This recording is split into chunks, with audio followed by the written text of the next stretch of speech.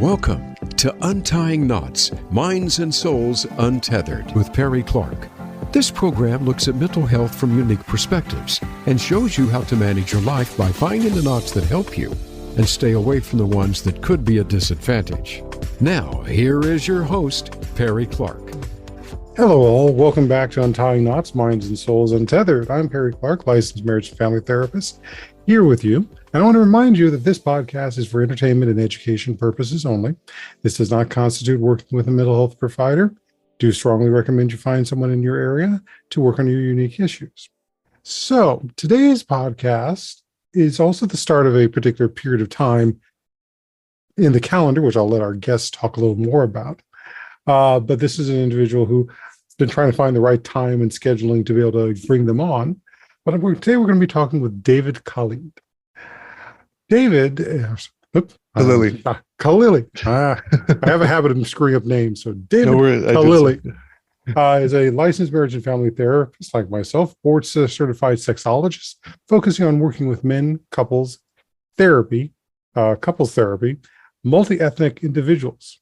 He founded the Rush Relationship Wellness Group in 2021 in order to address shame and anxiety that shows up all too often in sex and relationships.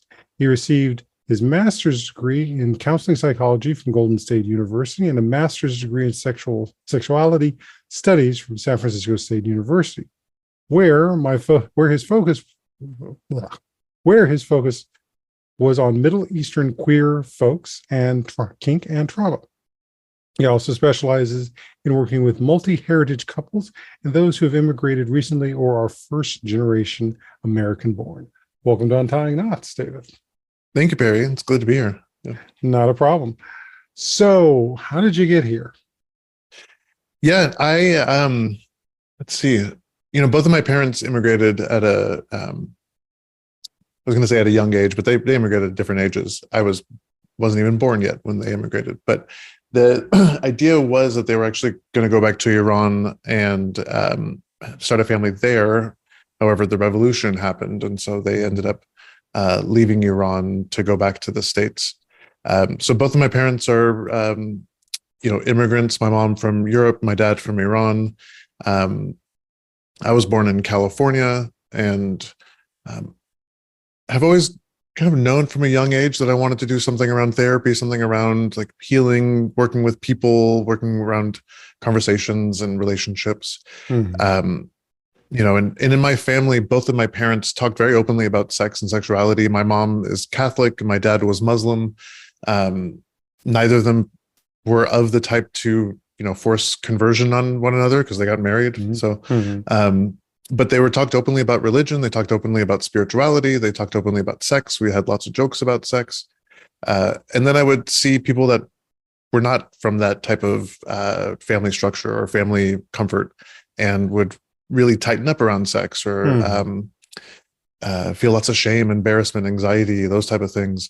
And as I started to go into my schooling for psychology, I started to take more sexuality classes at San Francisco State University and really see how just in love I was getting with the topic and talking about it. And I ended up working at sex shops in Texas and California while I was going to grad school. So that was good, kind of,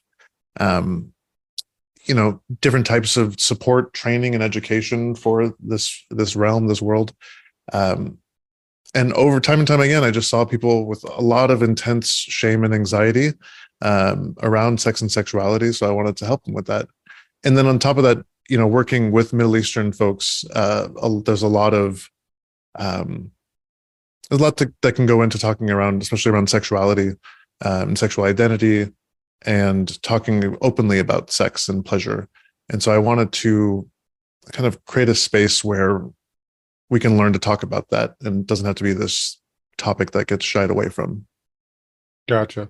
Yeah, because especially hearing that we're talking about both Catholic and Muslim faiths is like, those have not gotten a great history when it comes to talking about sex in general. Right. Yeah. So to hear that these two very different faiths, let alone they're still connected to people, we're able to find that frankness is both heartwarming and it's like, okay, tell me more, because this is what I think we need way more of that in the world. Yeah. Yeah, no, that warms my heart to hear that reflected back. Thank you. Yeah, it's, my father passed away 10 years ago. And I hold a lot in my heart and my mind, to honor him. And one thing that he really gave me was this warmth and non-judgmentalness and compassion towards other people. I think he's really helped me with that in mind. And then, yeah, for both of them to just kind of talk openly and about sex and then joke about sex and let me ask questions at times, even when I didn't want to ask questions, or but they just made sure that space was there. Was very important. So as I said, when this airs, which is going to be March, it's a particular time of the month, or it's part of the calendar year. And what's going on, especially around this time of year? Yeah. So it's the Persian New Year falls on the first day of spring, the spring equinox, and so that changes each year, but it's generally around March 20th, March 21st. And so in the States this year, it'll be March 21st. So yeah, it's Persian New Year. That is, in my mind, it makes more sense to mark the beginning of a new year, and no disrespect to other cultures or anything like that, but mark the beginning of a new year at the first day of spring. And it's a 3-week long party, essentially, a holiday, and it starts with, let's see if I can remember this correctly. It starts with gathering together to, it's called Chahar Shanbe Sori, gathering together for a bonfire that represents kind of cleansing of yourself through to the new year, based on Zoroastrian tradition, by the way. And so on Chahar Shanbe Suri, it's 14 days before Persian New Year. You do what you do with every other time of year. You get together with your family with lots of food and have good time, hopefully. But the point is to jump over fire, and you have this saying, which is essentially like you're telling the fire, "You take my yellow, I'll take your red," and it's saying, "You take my sickness, I'll take your vibrancy, your life." There may be Persians that are listening to this that are saying he's saying this completely wrong. I'm open to hearing that, but but metaphorically, there is some sort of exchange of energy that takes place. Totally. I know there are certain aspects, and depending on which African culture you're coming from, whether it's not a flame, it's going through the river and essentially being dunked into the river to let go of the troubles and take in the flexibility and pure and the positive energy that comes up from the water itself. Wonderful. Before coming back out. So yeah, there is a commonality across all of the cultures. It's just a question of which element and why. Right. Yeah. And so that's the first one, and then there's Persian New Year itself, and then there's, I think it's 13 days after Persian New Year is Sizdah Bedar, which is get as close to a body of water as you can get, bring your family and lots of food and some instruments. And then you're celebrating the end of Persian New Year, and it's a good way to go out, I say. And it's such an important holiday that even some prisoners in Iran will be given time off during that time to celebrate. And it's hard for me to say that right now, because right as we're talking, what's going on in Iran, as there's 15,000 protesters have been arrested. There's probably way more, and every single one of them has been announced that they are at risk of execution for trying to overthrow the government, is what they're saying. I mean, they are trying to overthrow the government, and it should be overthrown. So that is also another big part of Iranian history, is many revolutions, many regime changes. But to speak to this particularly, this is Nowruz, it's a wonderful time of year. I get excited about it. I really, my heart opens up. I like to just share lots of food with people and good times. So it's good to be on this podcast at this time of year too. Very nice. And so I'm wondering, what would you say people should start learning about doing mental health with Middle Eastern people of that ancestry? Yeah, I say, working from a place of cultural humility. Obviously, I think you can do a ton of reading and a ton of research, and there will not be that competency. I know that the cultural competency hasn't been used for many years, but I'm still kind of reeling from it. I think. Oh, we all are. We all Yeah. are. But the idea of competency means that there's some sort of checklist that you can mark off and say, you've done it and completed. And in reality, cultures are always growing, changing, adapting. So competence is not our best bet. Humility is the one that I know a lot of people use. Yeah. But just cultural adaptation. Yeah. I like that. Yeah. And there was a networking meeting that you and I were both at, and I really appreciated something that you had shared there, which I'll share now. You talked about, humans aren't computers paraphrasing, but humans aren't computers, so we can't manualize them and we can't treat them in that way. And that line has been kind of stuck in my head a little bit in a good way of like, yeah, that is a really positive way of looking at it, or it really resonates with me.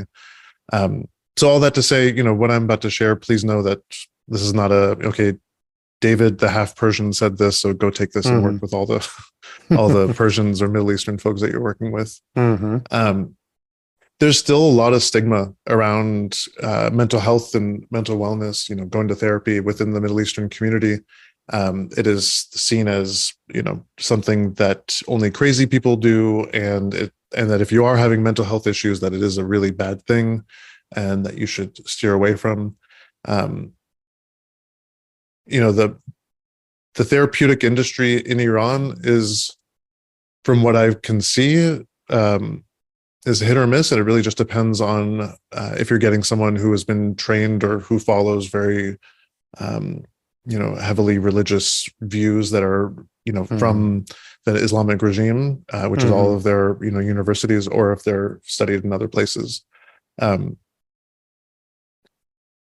But so I would just say that, understanding that for a lot of Middle Eastern folks, this is a big venture for them to step into, to go into mental health and to take care of themselves in that way, that maybe they're not consciously working against the stigma, but there's, generations of belief around, don't get that help, and don't trust others when you're getting that help. There's also, I think this is kind of bred by the Iranian Revolution, but there's a great deal of distrust within the Persian community of one another. And, I was reflecting on this the other day while I was reading the news about what's going on in Iran right now is, during the Iranian Revolution, there was a lot of, for lack of a better term, like narking on one another. Just, people were surviving. I have family members that we know, the ones who were talking to the government, behind the other family members' back. And then there would be these moments even outside of the family, where the government is showing that they are following you, they're surveilling you, they know who you are, where you are. And so that really does breed this awareness of surveillance, this awareness of, we don't know who we can trust and how to trust them. So there may be an element of that when you're working with Persian folks. I'm not saying it's guaranteed, but again, just no, but I think, and I would say this is not one that just lies strictly with Middle Eastern. I think, especially in the world we're living now, even more so, there are multiple places and cultures across this world that also have been dealing with that same aspect. And how has it been, in some ways, inbred and encouraged? I mean, I think that's one of those elements that's very big in African American culture around the difficulties with mental health now, as opposed to what it was maybe centuries ago, because of that aspect of who's snitching, right? And and are they snitching out of fear, or are they snitching essentially out of the desire for something else? And the fear, I think, can be a little more understood, and I'm not going to say totally forgiven, but it's the fear of that whatever else is being offered to them. Yeah. That's the harder one, and I think that's a harder one to be forgiven. Yeah, no, I'm like, a few family members just popped to mind as you said that. Like, I can think of the one, and then how they've been talked about and how we think of them, and and so I've had calls with most Persians will see that I'm Persian by my last name, but not always. And so I've had some that go, actually, I wasn't sure if I knew you were Middle Eastern, but I didn't know if you're Persian. But now that I know that you're Persian, actually, I don't want another Persian therapist. Thank you very much. And I actually understand that. I actually not understand it, but I'm not surprised is maybe a better way to put it. And others that are obviously, not as surprised of just saying like, great, I want a Persian therapist. Right. And that goes back to, again, what type of experiences they've had. And especially ones who have their greater, who are existing in their profession when then getting sanctioned by the government. Right. Yeah. Yeah. I'm really curious to, I'm friends with some Persian therapists on LinkedIn, and we've had some conversations, but I'd like to, therapists in Iran. But I think I'd like to have further conversations with them to really understand what that industry is like out there, and that, that experience. Yeah. And as much as I hate to say it, we're both licensed by the state of California in this case, where that standpoint of, we're also sanctioned by the government, but we're not necessarily the same function. That's not the same relationship that's going on there, which I'm sure is also one of those things that the assumptions don't get dissuaded when you have the ones who say they don't want to have a Persian therapist. Right. So I know I've had at least a couple of Palestinian as well as one Iranian client in my practice over the years. So for those hearing, I'm quite comfortable working with people of Middle Eastern ancestry as well. I admit I don't know all of the intricacies, like you want to enlighten me on the seasonality, but what would you like to also let new therapists entering the field know about working with Middle Eastern clients that obviously we're not getting in our schools? I think, there is again, speaking in generalities, there's a level of indirectness that is expected and is rewarded or, socialized, especially. And so, Western therapy practices where like directness is kind of the ultimate goal in some ways, or is a sign of like emotional health. I would encourage you to steer away from using that as a metric of like emotional health. And it's great to name boundaries very directly and to remind people of them, but it carries an extra weight to it with collectivistic families. And those who are raised that it's incredibly rude to be direct, even if it's about your needs and even if you are very uncomfortable. And so and it's tricky and there's no clear answer, but to hold that in mind, that if you may be asking them, how's everything going? Are we moving in the right direction? And they may be saying yes, but they may be uncomfortable to tell you that it's actually not moving in the right direction, or that they may fear that they're rude or impolite by saying so. And I think also, you're going to see that in some relationships where there's, multi-heritage couple or multicultural, multiracial couple, where one partner is Middle Eastern and one partner is not. There's, I've seen this quite a bit, where the non-Middle Eastern partner is like, just fucking tell me, just tell me what you want. Tell me what, and the Middle Eastern partner, it's not, either they're not practiced in it. They don't believe in that's or it just feels really rude. It feels like they're moving against their culture. I know in my relationships in the past, it's definitely felt that way. I've had to move through some of my cultural learnings. So on that standpoint, because I know there are occasions where I've talked to other couples where it's like, and they have been a mixed race, and it's like, so you don't feel like you need to actually spend any time learning about your partner's ancestry, what maybe social norms there, right? Just because they were also born in America, right? Yeah. And it feels like, that curiosity is not there for some people. Which I think is also one of the things that makes for a much healthier relationship, is having curiosity as a long-term energy. But we'll save some of that for when we talk about the couples episode later in the year. But I think that's a key thing to remember, to either way, whether you're dealing with someone of Middle Eastern ancestry individually, or you're dealing with them in couples situation. Yeah.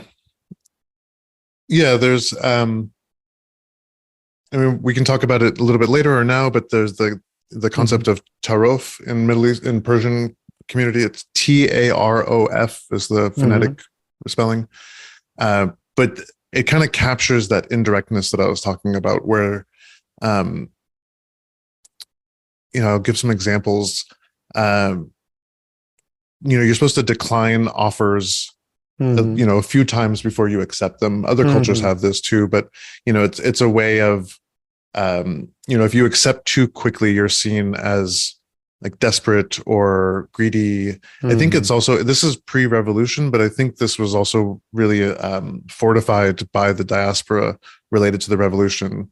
If you can show or present that you're wealthy enough or well off enough or comfortable enough, then you're showing that I've survived that diaspora, I've survived that immigration, I've survived that. I'm this model minority sort of thing. I would be curious to hear about tarof existing pre-revolution, in like the 60s and 70s. But that's very much a current thing now. So like I still have, you're supposed to fight fight over paying the bill. That's a tarof thing. So I have bruises on my arm. My joke is I have bruises on my arm from my uncles elbowing me to pay the bill. If you tell me that you like this ring that I'm wearing, I'm supposed to immediately just give it to you. Because, Perry, you like that ring? Great. You have it. No, please take it. Please take it. And then I may have resentments towards you later on for actually taking that ring, because you're supposed to say, no. And it's that dance that to some extent, I think there's some elegance to it, but when it gets to that level, it can be really, I think it harms relationships. So that brings up the aspect of, as you said, there's sort of a dance to it. It sort of brings up the question as, one, how did that sort of come into being?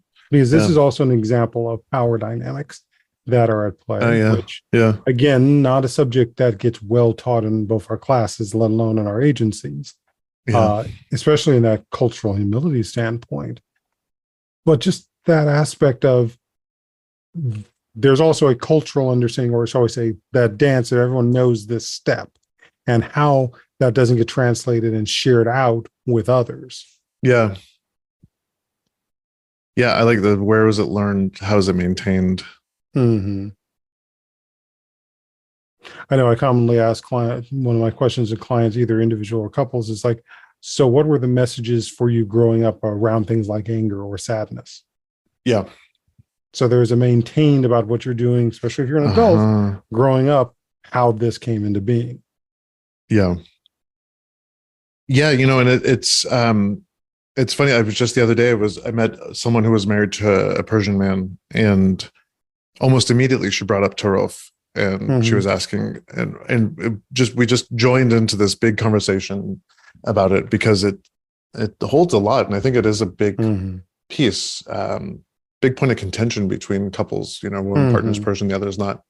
Because for others, they're the non-Persian folks, they say, why are we doing this? What's the point? This is just a useless dance. This is a performance. This is like the TSA of gift giving. And the Persians might agree, but it's like, but everyone else is playing this game, and everyone else, this is a part of us. This is like, and if it's so uncomfortable for me to stop this process, and maybe I need to, but please understand, to the partner, that this is a big ask that you're asking of me, to just stop engaging in this. And also there's the habit that's formed that you have to kind of hold off of. Which I think also then that's the issue too, where we get into problems with some of the other issues like borderline and narcissism as well. Like the splitting that can happen. The splitting, or that sense of entitlement. And how does that play out when either you're dealing with a partner who isn't Persian, or is Persian and is expecting this dance and ultimately to walk away with that ring no matter what, as part of the entitlement of the process. That's a good point, right? Because then it would be entitled for me to expect my partner to just follow suit into this dance and go against their upbringing that says like, this is indirect, and for them it's rude to be indirect. Mm-hmm. Exactly, because it lands into other larger problems. Yeah. So I think that's a great place for us to take a break there. And we will come back and explore some more things on our second half. So stay tuned, folks. So this is Perry Clark, licensed marriage and family therapist, here with David Khalili, licensed marriage and family therapist as well. So stay tuned.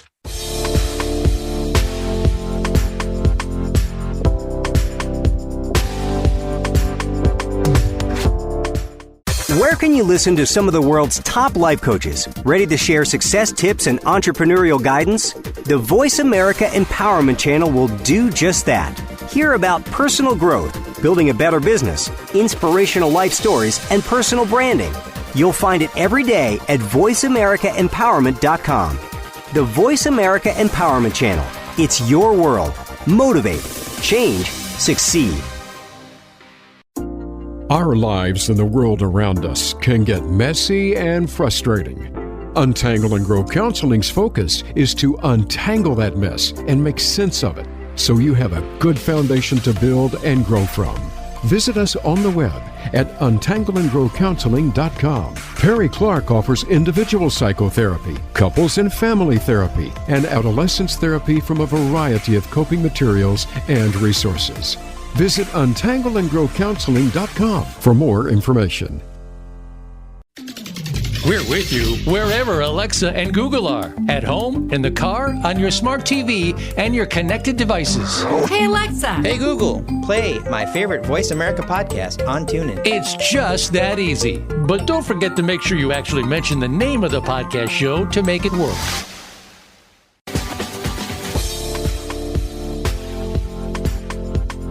You are listening to Untying Knots, Minds and Souls Untethered. If you have a question or comment about our podcast, send an email to pclark@untyingknotspodcast.com. That's pclark@untyingknotspodcast.com. And now, back to the program. Welcome back, folks, for the second half of Untying Knots, Minds and Souls Untethered. I'm Perry Clark, licensed marriage and family therapist, here with David Khalili, licensed marriage and family therapist also. So we've been having an interesting conversation about just providing a basis for when talking about Middle Eastern culture and such. But one of the specialties of your practice, which is Roche Relational Wellness, which is a group practice, correct? Yeah, it's actually Rouse. I forgot to, it's in San Francisco. Yep. Gotcha. Rouse, Relational Wellness. You also do a lot of men's groups. And so I'm curious, how does men's sexuality come into this and into a lot of your work, and especially with the Middle Eastern notations around sexuality? And I know I've had a conversation with one of my clients around masculinity and having him to be more aware of what's going on in those dynamics. Yeah, no, thank you for that. It shows up quite a bit in my men's groups. So the men's groups that I have are specifically around anxiety to sex and relationships. And so for a lot of the men, even calling me or going to the website or especially joining the group and talking openly is really pushing against this gendered expectation for men to just be super confident, super competent, confident, capable, and all-knowing about sex and other people's bodies, when in reality, that's obviously not the case. And that is a super unrealistic and damaging expectation. And so to have this space, in my mind, the goal was to have a space where guys can talk about their relationship to sex, to gender, to relationships in a purest, authentic way as possible, and not through this particular lens of masculinity that they feel like they have to perform through or speak through. And so, we have a good amount of Middle Eastern men, Black and brown men, white men, men who have immigrated, men who have multiple generations within the States. And it's been cool to see them experience togetherness through this anxiety, through the feeling of, I have to, or I've been told that I have to know everything. And now this anxiety is showing up because I have this expectation of myself. And then to challenge these gendered feelings of does that make me less of a man because I don't know? Does that make me less of a man because I'm learning about sex, or because I want to get, this is a big one, because I want more time before I have sex with a partner. That's a huge one for guys. Like, so they feel more about that. Yeah. What they does that feel like mean? they, because of porn or movies or whatever it might be, or stories or some men like to have sex spontaneously, but they feel like they have to always want to have sex spontaneously and to always be ready. And for some men and for some men's nervous systems, they need a little more time to warm up to someone. Whether it's trauma related or not, they just need more time to get comfortable to then fully go into the parasympathetic nervous system to be sexual and safe and present, and then can have the sexual functioning that goes along with that, which is what they end up focusing a lot on, and then get frustrated or angry or sad if they have erectile dysfunction issues. So from one of the ways I'm hearing this is that they actually want to do the relationship building. And having the actual connection with the person for intimacy, better intimacy sex, as opposed to just what some could call physical lust sex. Right. Yeah. So where do you think the notion that they have to always be ready comes from? Yeah, I think it's multiple influences. I think porn is one of them. I think that there's this this drive that men can have, or that testosterone can encourage, of kind of goal directedness and drive and all that. But then there's this feeling of, I think Bell Hooks talks about it wonderfully, just in terms of, conquering, and this, the dominator culture, the dominator model, where it becomes about conquering and taking and achieving rather than about relating and connecting and sharing. And I think the more that dominator model gets encouraged and enforced, the more that these men are going to be faced with this feeling of, no, I'm not supposed to connect with my partner. I'm supposed to overtake them and, conquer. Yeah, because I could also think, I was just thinking, is like, oh yeah, how many romance novels have we seen written where that is perpetuated? But no, I think the Bell Hooks one's got way more basis for it. And I think that also falls into what I was mentioning earlier with the issues with borderline and narcissism. How did that entitlement get put into that mechanism, even just around the shift from a ring to another person's body? Yeah, like that is mine now. Yeah. Which also gets back into some of the, so I always say the niceties and histories around marriage and sex and sexuality, depending on where you are in the world too. Yeah. And so I see a lot of these guys in the group feel like,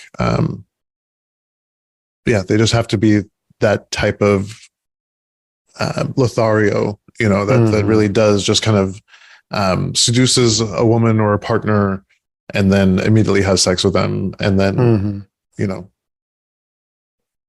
isn't interested in the emotional pieces. But then when they are interested in the emotional pieces, they're ashamed to admit it, and they don't talk about it, and they internalize it.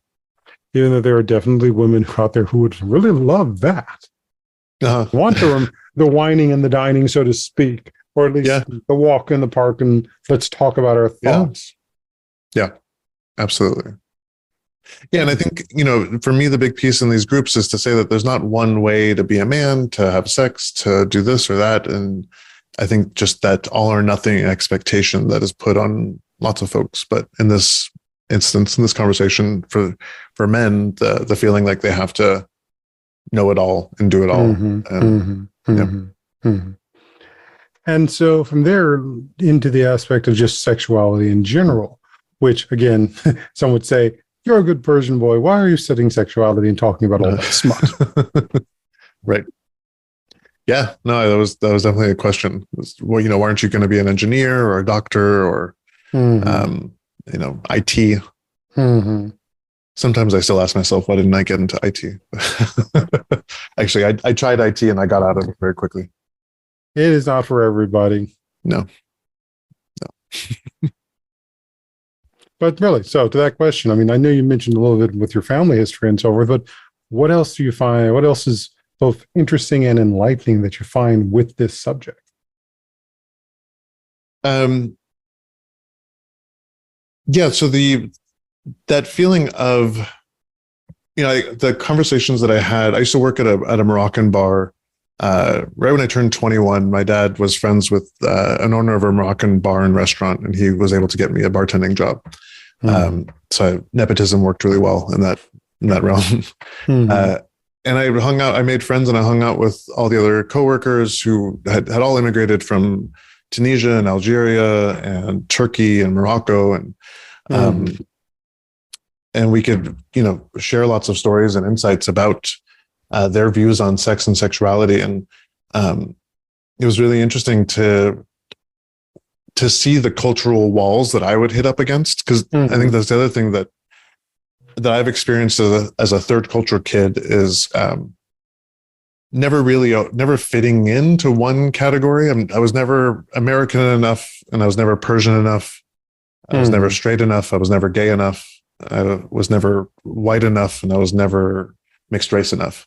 And so I was just kind of bounced around from these categories, which in some ways I think helped me become a therapist, because I could see the different workings of different cultures, and I also would fit into different cultures and different things, so that people could kind of speak openly.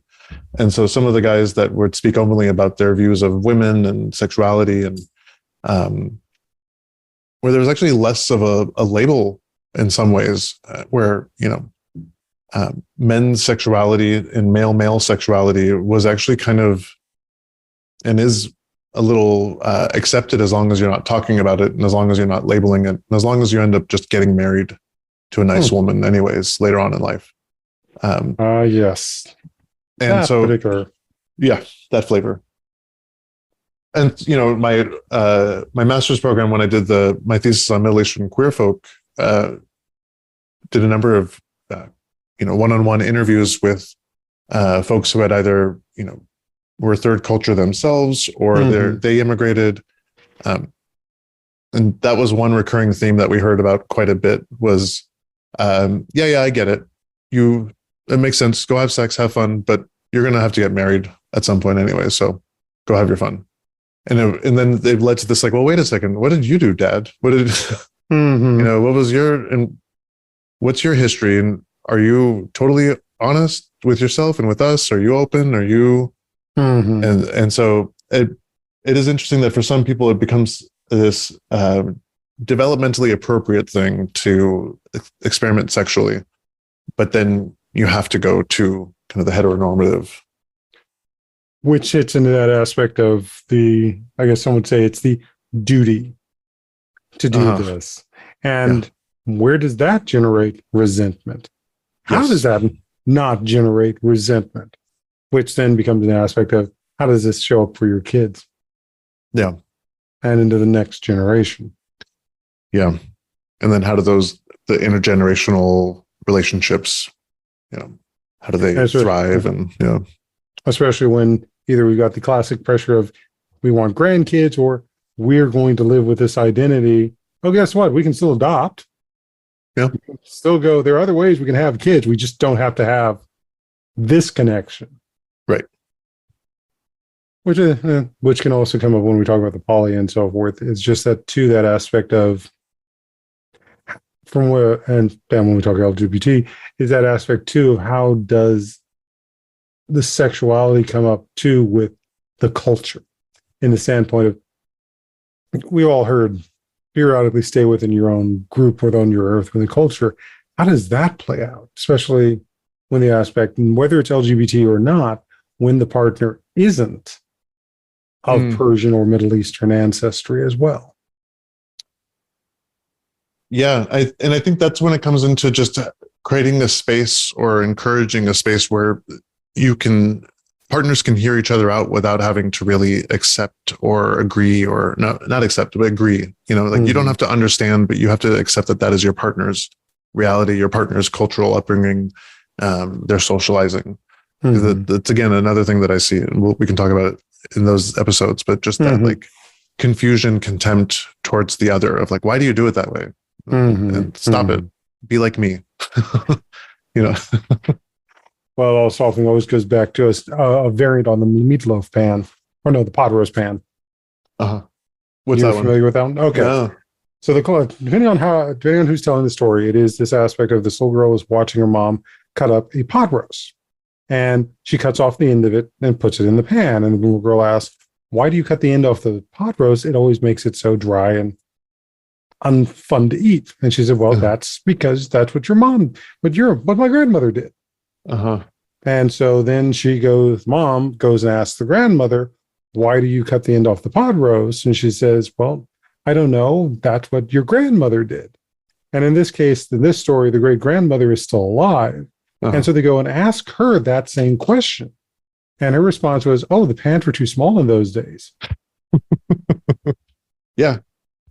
There's his name is Seth Godin. He does like business and marketing discussions, and he has a big thing about the types of people that have this narrative of like, because that's how it's always done. That's their answer to all these things, and that's the neophobes, he calls them. They just kind of stick to that without questioning because that's how it's always done. And yeah, that's what I like about our work as therapists is, in my men's groups, I say something similar that you asked to your clients, what are the messages that you received growing up as a guy, just in general, like just open-ended. And then we look at them and say, okay, which ones do you want to keep going? Which ones do you feel like are in service to you? And which ones do you want to leave behind? And acknowledge that they may have done something for you or acknowledge the harm that they've done to you. But you get to make that choice.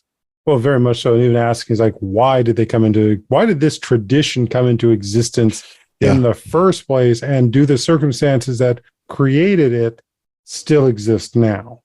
Yeah. And we've got a few thousand years worth of history, people. We now have indoor plumbing. We now have electricity. Right. Some of those things probably influenced by the lack of those present. Yeah. Yeah. Yeah. And I think the other thing about my groups that I really like is I heard a quote the other day that, you can't hide in groups like you can hide in individual therapy.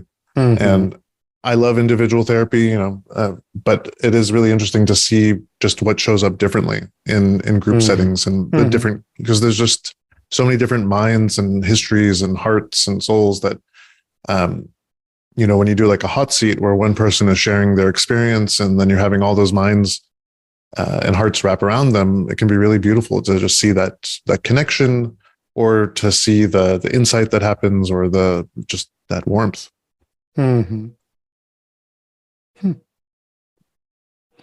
And how do you usually encourage that in a group setting? Choosing good members. And also modeling that type of bridging question, the outreach, modeling I think one thing I think about is accepting influence and showing people that you're accepting their influence as a form of respect, or at least I think that's a form of respect. Just say like, that's a really good idea. Thank you. I'm going to steal that now. But acknowledging that you're going to do that. I think that's a really important thing. So I try to do that in my groups to kind of reach across and say like, that emotional thing that you shared that touched me, and thank you. And, modeling that reflection can be useful. Beautiful. So where can folks find you if they wanted to basically talk more about these things or explore your groups as well in the future? Yeah. So we are, the group practice that I started is called Arouse Relational Wellness, kind of like arouse. And we focus only on sex and relationships. We have our in-person offices in San Francisco, but we also do telehealth in California. And we have groups ranging on men, sex, and anxiety, but also groups on chronic illness support, intimate partner survivors, intimate partner violence survivors groups. And then we also do individual and relationship work for people around polyamory, kink, infidelity, religious trauma. And and we largely serve the queer and BIPOC communities. So you can find us at rousetherapy.com, ROUSE, or Rouse Therapy is our handle on all the main social media channels. All right. We'll have as many of those in our links as we can. Great. Yeah. If Twitter is still up in March. Yeah. Yeah. If that's still around at that point in time, I guess at some point we'll have to see whether we're going to like Mastodon or Hive at that particular point in time. Yeah. Depending on how those survive. Yeah. I'll wait and see. All right. Well, David, I want to thank you again for coming on the show and sharing with us. And stay tuned. We're going to have a few more interviews with David as we go forward in the rest of 2023. So hopefully it's been a good year for everyone, and we're going to go onward and enjoy the seasonal New Year and the Persian New Year as well. Thank you, Perry, very much. Thank you. All righty.